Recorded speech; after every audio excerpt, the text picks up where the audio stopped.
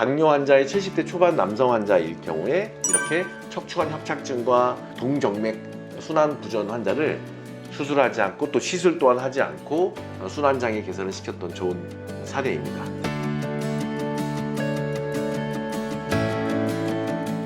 안녕하세요. 여러분, 참포동나무병원의 이동혁 원장입니다. 여러 환자분들께서 제 유튜브를 제가 부족하지만 좀 봐주셨고, 특히 이제 일반적인 운동 방법이라든지 또는 생활 습관, 자세에 대한 이야기도 좋으시지만 특히 어르신들 같은 경우에 척추 질환을 실제로 앓고 계시고 증상으로 병원을 다니고 계신 분들께서는 이제 협착증이라든지 질병을 좀 깊이 있게 다루는 시간을 갖기를 희망하셔서 이번에 제가 몇 가지 척추 협착증 연관되어 있는 제 환자분들을 소개하면서 여러분들에게 가이드를 드리겠습니다. 보통 50대 이상 되시면 이제 남성분들, 여성분들 다리가 조금씩 저리시다는 말씀을 하십니다. 그리고 한 60세 이상 되시면 걸을 때라든지 쪼그려 앉다가 일어날 때 엉치라든지 다리 저림, 종아리 저림까지 느껴봤다라고 호소하시고요.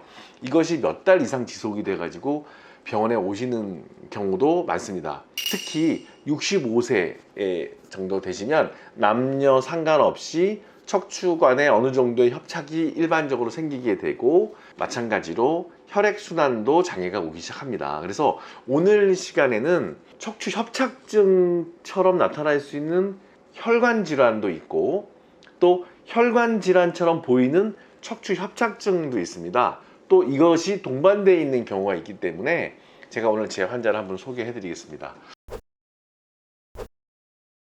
71세 남성이세요. 저한테는 대략 1년 전에 오셨어요. 이분은 특이한 점은 걷거나 서거나 상관없이 항상 저릴 때도 있고 특히 주무실 때 자다가 저리시기도 하다라고 얘기하시고요. 이분께서는 당뇨를 한 10년 이상 앓으셔서 인슐린을 지금 맞고 계십니다. 건강하시고 다른 큰 질환이나 암은 없지만 당뇨를 오래 앓으셨고 척추관 협착증이 의심된다는 진단을 받고 오셨어요. 그래서 협착증에 대한 여러 가지 검사도 하시고 자료를 가지고 저희 병원에 오셨거든요. 이분 엑스레이부터 한번 제가 찬찬히 들어가 보겠습니다. 저희 병원에 처음 오셨을 때요, 찍은 엑스레이입니다. 여기가 배꼽이 되고요, 위에 뼈, 아래 뼈가 됩니다. 사람을 옆에서 봤을 때 모습인데 제일 밑에 있는 뼈가 5번이에요. 허리뼈 5번, 4번, 3번, 2번, 1번. 자, 퇴행성 변화가 있고 이 뼈와 뼈 사이의 간격이 넓어야 되는데 여기는 약간 좁아지고요. 5번하고 밑에는 S1이라는 뼈인데 천추 1번, 여기는 아주 신경 통로가 좁아져 보입니다.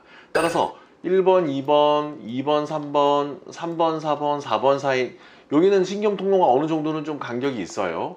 하지만 5번과 천추 1번, S1 사이에 간격이 많이 좁아져 있다는 것이 진단이 되는데, 여기서 특이하게 보셔야 될 것이 뭐냐면요, 척추 앞에 있는 이렇게 하얗게 보이는 게 있습니다. 이것을 잘 보셔야 됩니다. 척추 앞에 대동맥이라는 혈관입니다. 혈관이 하얗게 보이면 안 되거든요. 혈관에 혈관벽이 석회화가 끼면서 딱딱해지고 혈관벽이 두꺼워지면서 혈액순환이 되지 않아서 저렇게 돌처럼 하얗게 보이는 겁니다.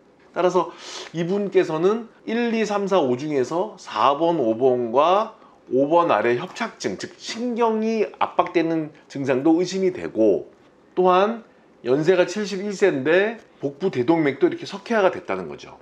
그래서 CT 검사를 했어요. 자, CT입니다. 자, CT는 이 뼈도 보이지만 여기 디스크가 하얗게 보이긴, 회색으로 보입니다. 그리고 뒤로는 신경 지나가는 통로가 있습니다. 1번, 2번과 2번, 3번, 3번, 4번은 넓죠. 하지만 4번, 5번에 이렇게 새카맣게 보이는 거 있죠? 이렇게 5번 아래에도 새카맣게 보이는, 요거는 질소가스입니다. 디스크가 닳아서 뼈 간격이 좁아지면서 디스크가 없어지고 질소가스가 생겨서 텅 비어있는 디스크, 즉 뼈가 가라앉으면서 불안정해지니까 신경도 눌려 있습니다. 하지만 잘 보세요. 제가 앞서 언급한 것처럼 이 척추 앞에 있는 이렇게 하얗게 보이는 거, 이것은 복부 대동맥이거든요.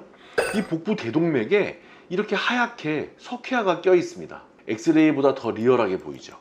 이렇게 되면 복부 대동맥에서 다리 쪽 내려가는 여러 동맥이 문제가 있겠죠. 또한 리턴에서 발까지 내려갔다가 올라오는 정맥도 부전이 생길 수가 있습니다. 따라서 이렇게 엑스레이와 CT 소견이 디스크나 뼈의 협착도 있어서 신경 압박 증상도 의심이 되지만 저렇게 자세히 봤을 때 척추 앞에 있는 대동맥이 석회화가 심해서 혈액순환이 의심이 되는 상황에서도 우리가 혈액순환이 안 돼서 다리가 저릴 수 있다라고 환자분한테 설명드릴 줄 알아야 됩니다.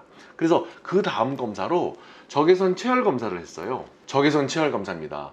정상적으로는 양쪽 다리 뒤에서 보는 모습인데요. 노랗고 밝은 초록색으로 보이시는 게 순환이 잘 되는 건데, 적외선 체열 검사는 동맥이 내려오다가 이렇게 올라가는 정맥의 순환 기능을 보여주는 검사거든요. 정맥 순환 역시 부전이 생겼습니다. 그래서 아버님은 혈액순환 장애도 있고 척추관 협착증도 있어서 제가 MRI를 찍었습니다.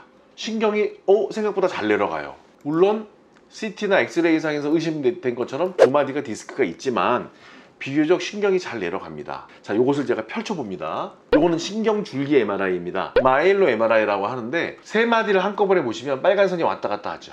자, 여기는 1, 2 레벨입니다. 이렇게 신경 구멍이 넓습니다. 여기까지는 신경이 잘 내려가서 이렇게 하얗게 신경이 잘 내려갑니다. 하지만 4번, 5번에 와서는 양쪽 신경 통로가 막혀있는 협착이 자명합니다. 그래서 척추관 협착증이 분명히 진단이 돼 있어요. 따라서 4번, 5번이 여기고 여기가 여기입니다. 그래서 신경줄기의 검사에서는 4번, 5번에 신경 흐름이 막혀 있는 것이 보입니다. 하지만 희끄무리하게 내려가죠. 그래서 밑에 있는 5번 밑에 여기도 이렇게 디스크가 나와 있고 신경 통로가 막혀 있습니다. 따라서 분명히 척추관 협착증도 동반이 되어 있습니다. 그래서 MRI에서 보듯이 신경줄기도 막혀 있고 5번 밑에도 양쪽 통로가 막혀 있는데, 신경 흐름이 미약하게 흘러가지만 심각한 마비나 대소변 장애가 있지 않으시고 보행이 가능하시죠. 따라서 수술적 치료는 권하지 않습니다. 하지만 환자가 저리고 힘들어하고 특히 주무시다가 저리는 것들은 단지 척추관 협착증, 즉 신경 압박 증상만 있는 것이 아니라 대동맥 석회화로 인한 하지 불안증과 정맥 순환 부전이 동반이 되어 있기 때문에 혈관 치료를 같이 하셔야 됩니다. 더군다나 환자는 인슐린을 맞고 있는 당뇨 환자입니다. 따라서 혈관 상태가 좋지 않은 것이 의심이 돼서 심장도 체크했더니 어느 정도 관상 동맥 질환이 나왔고요. 동맥, 정맥에 대한 약물 치료를 하면서 저희는 CI 주사, 카테터 이리게이션이라는 주사로 시술을 하지 않고 풍선 치료라든지 내시경, 현미경 하지 않고 신경 통로에 염증을 녹여주는 특수 염증 주사 치료와 혈액순환을 잘 시키는 혈관 치료, 먹는 약물 치료, 그 다음에 당 조절, 인슐린 조절하면서 전체적인 환자의 순환을 개선시키는 치료를 했습니다. 당뇨 환자의 70대 초반 남성 환자일 경우에 이렇게 척추관 협착증과 동정맥 순환 부전 환자를 수술하지 않고 또 시술 또한 하지 않고 순환장애 개선을 시켰던 좋은 사례입니다.